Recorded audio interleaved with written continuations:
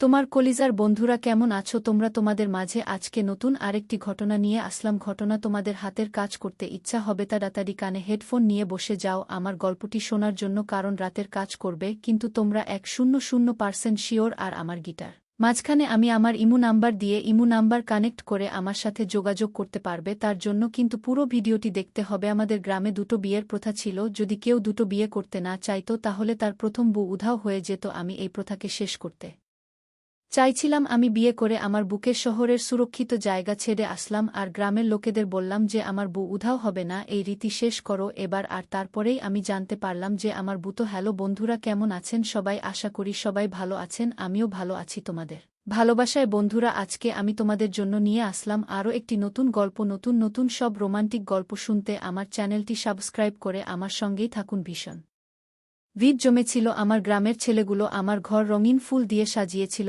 আর মেয়েরা ঢাকঢোল বাজিয়ে গান গাইছিল। সব জায়গায় খুশির আবহাওয়া ছড়িয়েছিল। আমি যেই আমার গাড়ি থেকে নামলাম, সামনের দৃশ্য দেখে আমি ঘাবড়ে গেলাম। আমি এসেছি দেখে ছেলেমেয়েরা দৌড়ে আমার দিকে এগিয়ে এলো। তারা আরও জোরে জোরে ঢোল বাজানো শুরু করল। কিছুক্ষণের মধ্যেই আমার মা বাবাও আসলো আর আমার দুই বোন আমার উপর বিপদ হয়ে ভেঙে পড়ল।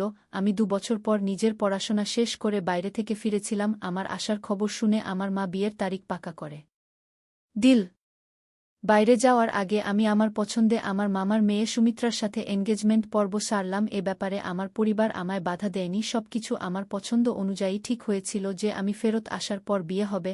আর এখানে এসে আমি দেখে নিয়েছিলাম যে সমস্ত প্রস্তুতি হয়ে গিয়েছে। আমি জার্নি করে আসার জন্য একটু ক্লান্ত ছিলাম, কিন্তু সবাই তো আমাকে ছাড়ছিলেই না। বর কোথায় বলে আমার অবস্থা খারাপ করে দিচ্ছিল। মা বলল, ওকে তো একটু আরাম করতে দাও, কাল যত খুশি বিরক্ত করে নিও। মায়ের বলার পর সবাই চলে গেল আর আমি একটু শান্তি করে যেই বসেছি, ঠিক তখনই বাবা একটু চিন্তা মুখ নিয়ে ঘরের মধ্যে আসলো। তাকে এভাবে চিন্তায় দেখে আমি চমকে গেলাম। কিছুক্ষণ আগে তো সে ভীষণ খুশি ছিল। কি হয়েছে বাবা, সব ঠিক আছে তো? আমি ভালোবেসে জিজ্ঞাসা করলাম, কিন্তু বাবা কথাটা এড়িয়ে গেল। কিছু না, একটু ক্লান্ত আছি, তুমি আরাম করো, সকালবেলা কথা বলবো। আমি তাকে যেতে দেখলাম, কিন্তু আমার হৃদয়টা কেঁপে উঠল। কোনো তো ব্যাপার আছেই যে বাবার মুখের মধ্যে চিন্তার ছাপ দেখা গেল। কিন্তু বিছানায় শুতেই আমার চোখ বন্ধ হয়ে গেল আর কিছুক্ষণের মধ্যেই আমি গভীরভাবে ঘুমিয়ে গেলাম। সকালবেলা আমার চোখ একটা আওয়াজের জন্য খুলে গেল। আমি বাইরে এসে দেখলাম মা কান্নাকাটি করছে আর বাবা নিজের মাথা ধরে বসে আছে। আমি জিজ্ঞাসা করলাম, কি হয়েছে বাবা? আমি তাড়াতাড়ি তার কাছে একটা চৌকি নিয়ে এসে বসে পড়লাম। আমি ভীষণ চিন্তায় ছিলাম যে কি এমন হয়ে গেল 2 দিন পরে আমার বিয়ে, আর বিয়ের ঘরে এরকম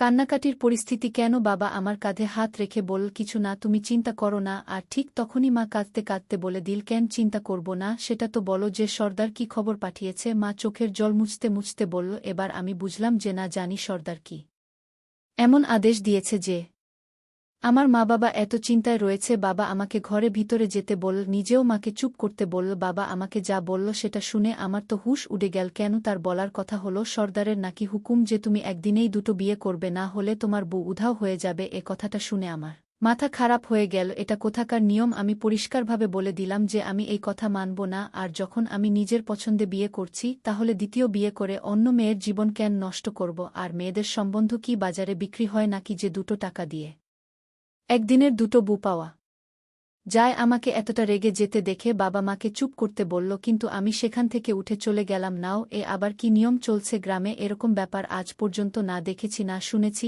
আমি ভাবতে ভাবতে গ্রামের ক্ষেতের দিকে বেরিয়ে গেলাম, যাতে একটু খোলা হাওয়ার মধ্যে নিজেকে ঠিক করতে পারি। কিন্তু ওখানেও এই ব্যাপারটা আমার পিছু করতে লাগল। বিকেল বেলায় বাবা আবার সেই একই কথা বলল। তখন আমি তাকে পরিষ্কারভাবে বারণ করে দিলাম যে এরকম কথা যেন সে চিন্তাও না করে। আমি নতুন যুগের ছেলে আর এই সমস্ত কথাকে আমি মানি না। কিন্তু বাবু, এটা আমাদের সম্মানের প্রশ্ন। যদি তুমি দ্বিতীয় বিয়ে না করো তো তোমার বউ উধাও হয়ে যাবে, তখন আমরা লোককে কি মুখ দেখাবো? বাবা সর্দারের কথা শুনেছিল। আমি তাকে ভালোভাবে বুঝিয়ে দিলাম যে আমি বিয়ে হতেই সুমিত্রাকে দূরে নিয়ে যাব, যেখানে সে সুরক্ষিত থাকবে। তাহলে তো তোমার কোনো সমস্যা হবে না। আমার কথা শুনে বাবা শান্ত হয়ে গেল। রাতের বেলা মা বলার পর 5 বছর আগে এই রীতি গ্রামে শুরু হয়েছিল যে লোক 2টো বিয়ে করবে না, তার বউ উধাও হয়ে যাবে। 2-1 জনের সাথে এই ঘটনা ঘটেছে। তখন থেকে প্রত্যেকেই 2টো করে বিয়ে করে, না হলে একটা বউ পাওয়া যায় না, কেননা তারা উধাও হয়ে যায়। আর প্রত্যেকটা মেয়ের মা বাবা বাধ্য হয় এই ঘটনাকে গিলতে। আমি পরিষ্কার বুঝতে পারছিলাম যে মা বাবা আমার থেকে সত্যিটা লুকাচ্ছে, কিন্তু আমি তাদের এটা অনুভব করতে দিইনি আর বলে দিলাম যে এই ব্যাপারে আমার কিছু আসে যায় না। কিন্তু আমি এই ঘটনার একদম গোড়ায় পৌঁছতে চাই যে এরকম ধরনের অদ্ভুত ঘটনা কবে থেকে শুরু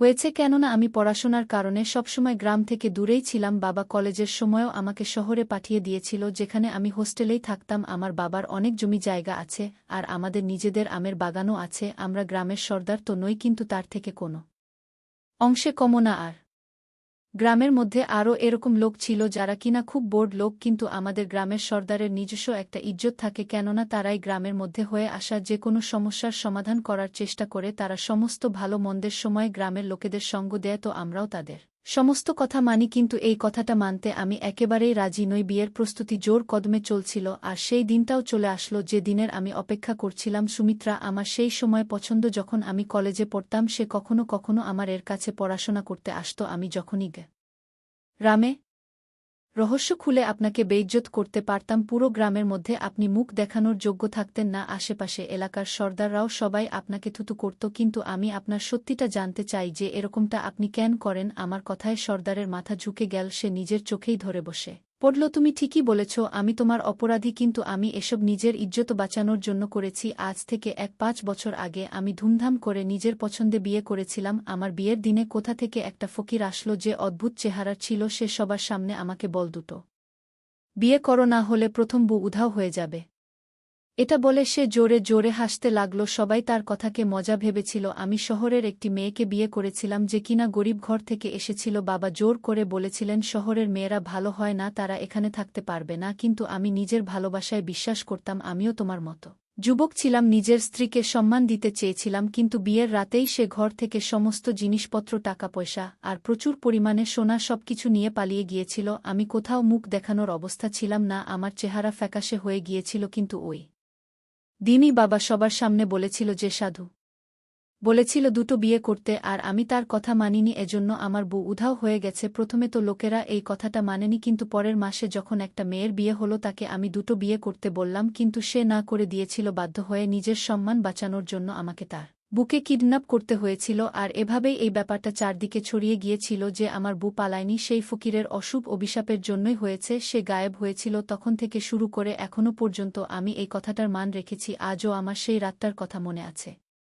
সর্দারের কথায় চোখে জল চলে এলো। সে আরও বলল, কিন্তু আমায় বিশ্বাস করো, আমি কারোকে ক্ষতি করতে চাইনি। সেই সমস্ত মেয়েগুলোকে কিছুদিন পরেই আমি ছেড়ে দিতাম, আর তাদের ভালো জায়গায় বিয়ে করিয়ে দিতাম। ব্যাস, তোমার বুয়ের আগে মাত্র 2 জন বুকে কিডন্যাপ করেছিলাম, না হলে তো সবাই এই কথাটা বছর বছর ধরে মেনে আসছে। আর দুটো বিয়ে করছে। আমি অবাক হয়ে গিয়েছিলাম আর আঘাত পেয়েছিলাম। নিজের মিথ্যেটা লুকানোর জন্য কেউ এতটা নিচে নামতে পারে? আপনি যেটা করেছেন তার শাস্তি তো আপনাকে পেতেই হবে। সর্দার হয় আপনি, সবার সামনে সর্দারের ইস্তফা দিন, আর না হলে নিজের সত্যিটা সবাইকে বলুন। আমি চাই না যে আমাদের গ্রামের অপরাধী আমাদের সাথে থেকে আমাদের উপর রাজত্ব করুক। বলে আমি রেগে ফেরত চলে এলাম। আমি চুপচাপ ছিলাম এজন্য যে সর্দার নিজেই নিজের ভুল স্বীকার করেছিল। আর পরের দিন আমি জানতে পারলাম যে সর্দার রাতে নিজের প্রাণ নিয়ে নিয়েছে। অদ্ভুত ব্যাপার ছিল, ওই লোকটা নিজের মিথ্যেকে নিজের উপর দিয়ে যেতে দিল না। যদি সেই কথাটা সবার সামনে বলে দিত যে তার বউ তাকে ছেড়ে পালিয়ে গিয়েছিল, তাহলে আজ এই গ্রামের মেয়ে বুদের সম্মান বেঁচে যেত। কিন্তু এই সর্দার দুনিয়ার সাথে সাথে নিজেকেও বরবাদ করে দিল। সে যদি গ্রাম এর সবার সামনে ক্ষমা চাইত, তাহলে সবাই হয়তো ক্ষমাও করে দিত, সবাই জানতে পারত। কেননা সর্দার চিঠিতে নিজের ভুল স্বীকার করে নিয়েছিল। এবার আমরা নিশ্চিন্ত হলাম। এবার কারোকে বিনা কারণে দুটো করে বিয়ে করতে আর হবে না। আমি আর সুমিত্রা ভীষণ খুশি ছিলাম। আর গ্রামের পঞ্চায়েত অনুসারে আমার বাবাকে সর্দার বাঁচা হলো। আমার বাবা কত দিয়েছিল যে সে কখনো কারোর জোরজবরদস্তিতে এসে কোনো ভুল সিদ্ধান্ত নেবে না, আর গ্রামের সমস্ত লোকের করবে। আমি আর সুমিত্রা তো কখনো যখন গ্রামে যেতাম, তখন সেই ঘটনা আমাদের মাথার মধ্যে মনের মধ্যে এসেই যেত। না জানি কেন এখন আর আমার গ্রামে যেতে একদম ইচ্ছে করে না। আমি শুধু প্রার্থনা করি আল্লাহ সবাইকে খুশি রাখুক আর বাজে লোকেদের থেকে বাঁচিয়ে নিক। বন্ধুরা, গল্পটি কেমন লাগলো তা কমেন্টে বলে যেও। এইরকম নিত্য নতুন রোমান্টিক গল্প পেতে আমাদের চ্যানেলটি সাবস্ক্রাইব করে পাশেই থাকবেন। ধন্যবাদ বন্ধুরা।